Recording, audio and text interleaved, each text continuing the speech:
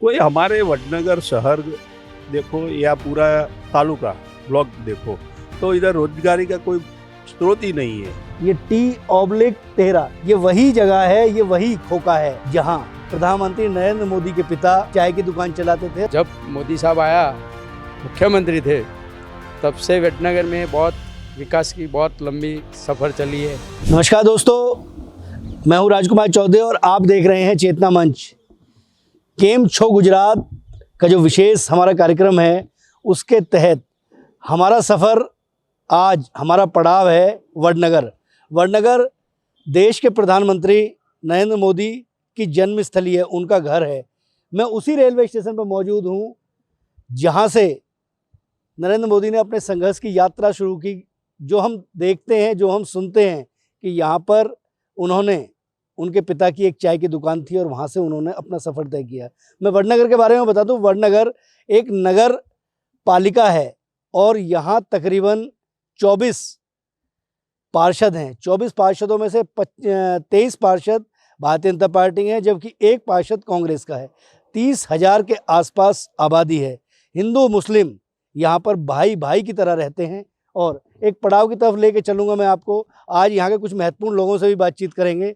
चलते हैं। देश की राजधानी दिल्ली के वातानुकूलित स्टूडियोज में बैठकर लोग मोदी जी के संघर्ष की बात करते हैं। हम लोग वडनगर पे मौजूद हैं और चेतना मंच की टीम यहाँ पे पहुँची है। ये T/13 ये वही जगह है, ये वही खोखा है जहाँ प्रधानमंत्री नरेंद्र मोदी के पिता चाय की दुकान चलाते थे और बाद में प्रधानमंत्री नरेंद्र मोदी ने भी इसका जिक्र तमाम चुनावों के दौरान हुआ और ये एक स्मृति के तौर पे है। पूरी देश के लोग इसकी बातें करते हैं। मैं अपने कैमरा पर्सन से दिखाने का प्रयास करूँगा कि अब ये चाय की दुकान जो है ये एक म्यूजियम की तरह, मतलब एक तरह से ये मान के चलिए कि प्रधानमंत्री नरेंद्र मोदी के संघर्ष की गाथा है।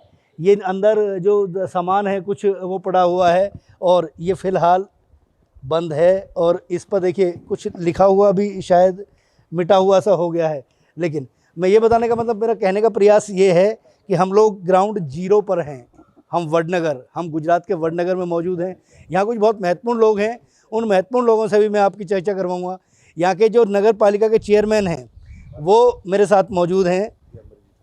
आपका शुभ नाम क्या है, आप किस पद पर हैं और क्या करते हैं? मेरा नाम घेमर जी ठाकुर है। मैं नगर परिषद के पूर्व प्रेसिडेंट हूँ, अभी चेयरमैन हूँ। मैं खेती करता हूँ, मेरा बिजनेस खेती है। अच्छा, यहाँ की जो पॉपुलेशन है, कितने लोग यहाँ पे निवास करते हैं, क्या हिंदू मुस्लिम का क्या क्या है, और आपकी नगर पालिका परिषद जो है वो किस तरीके से कार्यान्वित होती है?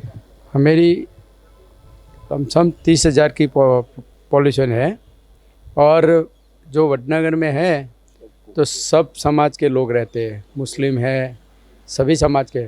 लेकिन हमारे वडनगर के जो विकास की गाथा है, तो जो जब मोदी साहब आया मुख्यमंत्री थे तब से वडनगर में बहुत विकास की बहुत लंबी सफ़र चली है और अभी पीएम है, तो पीएम के बाद भी वडनगर का बहुत अच्छा। मैं आपको बीच बीच में एक बार दिखाने का प्रयास करूँगा। ये मेहसाना की तरफ जाता है, ये वडनगर का ये ट्रैक है और ये कभी एक लाइन हुआ करती थी, सिंगल लाइन हुआ करती थी जो लोग हैं। और ये रास्ता जो है ये माउंट आबू से जोड़ने के लिए 2800 करोड़ रुपए का एक परियोजना चल रही है। जो आबू रोड जो राजस्थान का बहुत महत्वपूर्ण क्षेत्र माना जाता है, पर्यटन स्थल माना जाता है, उससे इसको जोड़ने का एक परियोजना चल रही है और इसका डेवलपमेंट लगातार हो रहा है। जी हाँ, इसलिए का जो पहले मीटर गेज थी और साहब को आने के बाद हमारी ब्रॉड गेज में कन्वर्ट हुई। पहले मेहसाना से तारंगा चलती थी, बाद में ब्रॉड गेज बना के मेहसाना से तारंगा ब्रॉड गेज बना दी। अभी नया बजट में आबू को जोड़ने का कार्यवाही कर दी साहब ने। इसलिए हमारा जो वडनगर का विकास होगा तो हमको पुरानी मांगनी थी। अच्छा, आपकी तो उम्र भी ज़्यादा है, आपका अनुभव भी स्वाभाविक तौर पर रहा होगा। क्या आपने बाल्यकाल में देखा था कभी मोदी जी को? मोदी जी को देखा था ना। मैं जब 2008 में था तो मैं वो नगर पालिका परिषद में था, कॉरपोरेटर था। तब मोदी जी को मैंने रूबरू मिला था। अच्छा, यहाँ पे पढ़ाई लिखाई उनकी? और उनकी पढ़ाई लिखाई थी, तब तो मैं छोटा था इसलिए हमको तो मालूम नहीं, मैं लेकिन बगल में जो BN हाई स्कूल है वहाँ साहब ने पढ़ाई की थी। अच्छा, अब विधानसभा के चुनाव करीब आ रहे हैं, भारतीय जनता पार्टी की सरकार है स्वाभाविक तौर पर, और आज नरेंद्र मोदी किसी पहचान के मोहताज नहीं है, पूरी दुनिया में उन्हें देखा जाता है। ये जो वडनगर के जो मुद्दे हैं, यहाँ के जो लोकल मुद्दे होंगे, क्योंकि विधानसभा के चुनाव में लोकल मुद्दे होते हैं, इस बार क्या मुद्दा मान रहे हैं? यहाँ तो जो वडनगर में तो क्या है कि हमें PM साहब के नाम से कोई दिक्कत नहीं होती है, बीजेपी रहती है। भारतीय जनता पार्टी के महामंत्री भी मेरे साथ मौजूद हैं यहाँ पर लोकल स्तर पे। मैं एक बार और अपने कैमरा पर्सन को कहूँगा, एक बार दिखाने का प्रयास करें। ये वडनगर जो था ये कभी गांव हुआ करता था, लेकिन अब यहाँ निश्चित तौर पर डेवलपमेंट हुआ है और तमाम होटल्स हैं, तमाम ये ट्रैक बनेगा, आने जाने का जो रास्ता है, एक वो चीज़ें आगे बढ़ रही हैं। अच्छा, यहाँ के इंडस्ट्रियल डेवलपमेंट की क्या स्थिति है? वडनगर के आसपास कुछ छोटी कंपनियाँ, कोई लघु उद्योग, क्या लोगों के जीविकोपार्जन का क्या तरीका है? नहीं, इधर तो कोई इंडस्ट्री की कोई प्रॉब्लम नहीं है, लेकिन वो ट्रेन की जो सुविधा है तो आगे जाके वो छोटे मोटे धंधे होने की चांसेस है अभी इधर गुजरात मतलब वडनगर। आपको लगता है कि रेल का जो ट्रैक है ये चौड़ा हुआ है तो स्वाभाविक तौर पर? हाँ, वही। अच्छा चेयरमैन साहब, कोई और परियोजना, क्योंकि यहाँ के लोगों का जीविकोपार्जन का क्या माध्यम है? वो तो जो वो ट्रैक होगा वो रेलवे कन्वर्ट हो जाएगी आबू, इस तो उसके बाद कुछ ना कुछ तो मोदी जी करेगा, और जो यहाँ इंडस्ट्रियल का कोई रोजगार, बड़ा रोजगार आए ना तो बहुत अच्छा रहेगा। अभी तक नहीं है? अभी नहीं है। देखिए, पूरी दुनिया जो है, पूरा गुजरात मॉडल जो पेश किया जाता है, स्वाभाविक तौर पर उसको देखना होता है, लेकिन यहाँ 30,000 की आबादी है। अच्छा, यहाँ के लोगों का जीविकोपार्जन, मतलब यहाँ के लोगों की आमदन का जरिया क्या है? आमदन का जरिया है लोकल, पहले तो कृषि है, और लोकल जो नाना मोटा छोटा बाहर के विसनगर है बगल में, इधर के इंडस्ट्रियल में जाते हैं। मतलब यहाँ के लोग जो है नौकरी के लिए कितनी दूरी पे जाते होंगे? लगभग 10 किलोमीटर, 10-12 किलोमीटर। 12 किलोमीटर दूर कोई इंडस्ट्रियल एरिया है? विसनगर में जाते हैं, नाना मोटा विसनगर में है, इसलिए विसनगर जाते हैं। अच्छा, वहाँ पे क्या उद्योग होता है, क्या बनता वहाँ है? पे मंडी है और GIDC भी वहाँ पे है विसनगर में, तो छोटा मोटा वहीं पे डेवलपमेंट वो वहाँ से जाके इधर आते हैं सब लोग। एक खान साहब भी साथ हैं, ये भी वडनगर से ही हैं। खान साहब, क्या मैसेज देना चाहेंगे?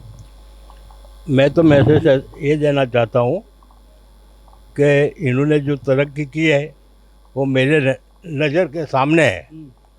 वो मेरे बचपन के दोस्त भी है। क्या नाम है आपका? फिरोज खान हुसैन खान पठान। अच्छा, नरेंद्र दामोदर मोदी, बराबर हम साथ में एक ही स्कूल में पढ़ते थे। अच्छा।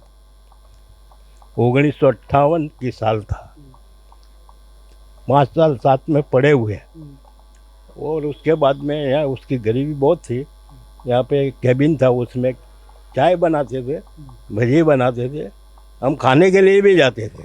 मैं बता दूं अपने दर्शकों को कि मैं वडनगर रेलवे स्टेशन पे खड़ा हुआ हूं और मुझे फिरोज खान साहब मिले हैं, नरेंद्र मोदी के साथ पढ़े हैं, उनकी मुफलिसी को करीब से देखा है जी। और भाईबंद भी है। और 97 में मेरे को मिले हैं यहाँ पे फाटक के पास में। 97 का साल था, उनको जाना था और मुलाकात हो गया। हमने कम से कम आधा घंटा बात किया। बचपन की कुछ यादें आपने शेयर की होंगी, बचपन में किस तरह ऐसे थे, मतलब ऐसे इतने ही आक्रामक थे बचपन में? बिल्कुल सादे और सिंपल। अच्छा, ऐसे नहीं थे नहीं, जितने आक्रामक अब हैं? नहीं। अच्छा, क्योंकि वो जमाने की बात ही अलग थी। बहुत। आपकी कितनी उम्र हो गई है? मेरी हो गई 72 बरस। वो मेरे से 4 महीने बड़े हैं। अच्छा, आपसे 4 महीने बड़े हैं। और आप एक ही क्लास में पढ़ते थे? कुमार शाला नंबर 1। अच्छा, कोई ऐसी यादगार काम वाम पूरा नहीं करते होंगे स्कूल में? कई बार होते हैं ना, हम लोग भी छोटे पढ़ते थे तो बोलने का बहुत उठा था इनके। अच्छा, क्या बहुत तोल माप के बोलते थे, ऐसे उलझल अट्टम सट्टम नहीं, बिल्कुल तोल माप के बोलते थे। हमको अच्छी तरह से मालूम है, बोलने का बहुत शांत और। देखिए, प्रधानमंत्री के बारे में शायद मेरे ख्याल से देश का शायद हर व्यक्ति जानता होगा कि अभी भी बिल्कुल अपने तरीके से रिस्क लेना, बिल्कुल स्पष्ट कहना, तो साथी हैं, साथ पढ़े हैं और सोए के बाद एक कहावत नहीं है वो कि पूत के पाँव पालने में दिख जाते हैं, तो वो भी शायद खान साहब से बहुत मिल अहम गए। सवाल उठा रहे थे, जी। आप उस सवाल पे जा नहीं रहे हैं। कभी पिटाई हुई मास्टर साहब से? हमारे हाँ, स्कूल में नहीं कोई आपको मास्टर जी नहीं उस वक्त तो डंडी रखते थे ना हाँ, मास्टर साहब वो लोग। तो कान पे वो पट्टी भी लगा देते थे पढ़ाई के लिए। लगाया कभी हाँ, आपको? लगाया है और लगाया। मोदी साहब को? मोदी साहब भी थे ना साथ में ही। लगा उनको भी। हाँ, वो तो चलता था ना। अच्छा, आजकल आपको क्या लगता है कि सड़क पढ़ाई से 7 दौरान पास किया, तो अभी तो एसएससी और मैट्रिक एमबीए पढ़ा जब भी नहीं चलेगा, इतना साथ में चल जाता था। हाँ, सही बात है। क्या? आपको क्या लगता है कि आज आप कोई सलाह देना चाहें उनको? नहीं, कोई ज़रूरत नहीं। अच्छा, कोई सलाह की बहुत जरूरत ध्यान है कि वो हिंदुस्तान की मिट्टी। देखिए मित्रता ये होती है, आंखों से आंसू आ रहे हैं कोई बात करते हुए। अच्छा, एक सवाल और, मोहब्बत के आंसू आ रहे हाँ, हैं। बिल्कुल बिल्कुल मर्म होता है। प्रधानमंत्री बनने के बाद मुलाकात हुई? हाँ, ये 97 में मेरे को यहाँ हुई, पूछा था किधर जा रहे हैं। नहीं, वो तो तब 97 में प्रधानमंत्री नहीं थे ना। हुई ना, जब 97 में किधर थे, उसके बाद 2000 में हुए ना वो, जब तो बिल्कुल सैंपल थे, इधर से जा रहे थे, मुलाकात हो गया। मेरे साथ में एक तीनू भाई करके मोदी भी थे, हम 2 जने थे। बातचीत किया हमने कि किधर जा रहे हैं, तो बोले दिल्ली जा रहे हैं। मैंने कहा अभी सूटकेस लेके तो जा रहे हैं, और दिल्ली किधर जाएंगे? बोले किधर से जाओगे? बोले अहमदाबाद से प्लेन में जाऊँगा। फिर जब पूरी बातचीत मिलना जुलना होकर छूटे हुए, जब वो दूसरे आदमी ने मेरे को बोला कि बहुत आगे निकल गए हैं, तो मैंने बोला यार देख तो सही, जा रहे हैं ट्रेन में और बोलता है तू। बोले सही है। फिर 2002 में हमने सऊदी के अंदर टीवी पे देखा, 2003 में, तो कुछ आगे निकल गए थे। उसके बाद एक बार मुलाकात हो गई, 2 मिनट, खत्म। वो जो 2 मिनट की मुलाकात थी उसमें क्या हुआ? बस बोले सब ये अपने पुराने साथ वाले हैं, उसमें तो कोई नज़र नहीं आता। बहुत से ऐसे जो चले गए और बहुत से हैं। अच्छा, ये बताइए कि एक देश में बात चलती है कि साहब वो हिंदू मुस्लिम बहुत करते हैं, आप तो मुस्लिम समाज से आते हैं, ऐसा कुछ उनके बचपन में, जवानी में, बाद के दिनों में आपको लगा? नहीं, ऐसा नहीं है। ऐसी गोधरा कांड के बारे में आप क्या कहोगे? गोधरा कांड जो हुआ, गोधरा के कान में तो समझो कि ये एक कुछ भी होवे, लेकिन मेरे को तो पूरा उसका अभिप्राय राजकारण का तो है ही नहीं है। बराबर जब होता है तो ऐसे भी छोटे बड़े दंगे तो होते ही है, तो इससे थोड़ा एक कौमवाद होता है, कुछ आपस के भी झगड़े होते हैं। है हिंदुस्तान में कौमवाद है ही नहीं है, लेकिन क्या है कि एक दूसरे की जो नहीं कहते मन छोटा हो जाना, कुछ ऐसा हो जाना। समाज तो बहुत है, ये मुस्लिम भी है, ब्राह्मण भी है, कितना समाज है, सब में चलता है, लेकिन क्या है उसका रूपांतर ये लेके हिंदुस्तान को खराब कर रहे हैं।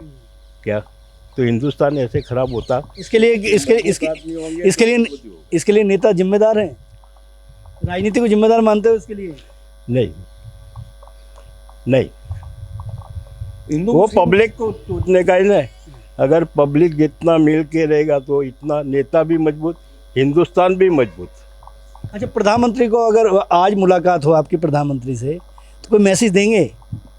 नहीं, बस हम तो उसको, ये हमारे वतन का है, हमारा दोस्तार है, उसको लाख लाख सलाम कहते हैं कि हमारी भूमि पे है, यानी एक थपुत पैदा हुआ। यारी है ईमान मेरा, यार मेरी ज़िंदगी। एक फिल्म थी जंजीर, उसमें गाना था, यारी है ईमान मेरा, यार मेरी ज़िंदगी। ऐसे मित्र सबको मिले। मेरे साथ देखो कांग्रेस के यहाँ पर अकेले कांग्रेस, बीजेपी बता देंगे बात- साहब, सुन जी, लीजिए। आइए। नहीं, शेर तो ऐसे ही बोलेंगे। हाँ बोलिए बोलिए। सुनिए, सोच को बदल दो, हम्म, सितारे बदल जाएंगे। क्या?